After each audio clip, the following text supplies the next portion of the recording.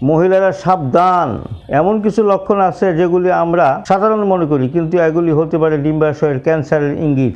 আসসালামু আলাইকুম, আমি ডাক্তার মোহাম্মদ ইলিয়াস, একজন রেজিস্টার্ড হোমিওপ্যাথিক চিকিৎসক। আজ আমরা জানব ওভারিয়ান ক্যান্সার, একটি নীরব ঘাতক রোগ সম্পর্কে।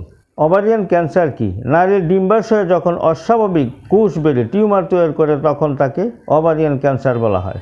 ওভারিয়ান ক্যান্সার কত প্রকার? মূলত 3 ধরনের। 1 এপিথেলিয়াল, সবচেয়ে বেশি হয়। 2 germ cell. 3 stomal tumour. Ovarian cancer কেন হয়? ঝুঁকির কারণ: বয়স 40-এর বেশি, পরিবারে ক্যান্সারের ইতিহাস, সন্তান না হওয়া, হরমোনের সমস্যা, স্থূলতা, এসব কারণে ঝুঁকি বাড়ে।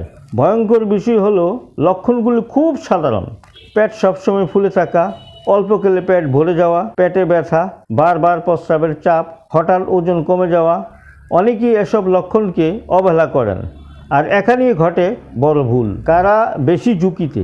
40 বছরের বেশি বয়সী নারী, যাদের পরিবারে ক্যান্সারের ইতিহাস আছে, দীর্ঘদিন প্রজনন সমস্যায় ভুগছেন।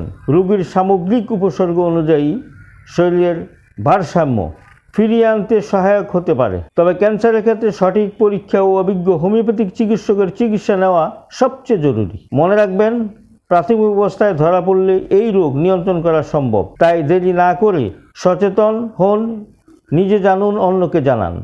লক্ষণগুলো অবহেলা করবেন না, শেয়ার করুন, সবাইকে সচেতন করুন।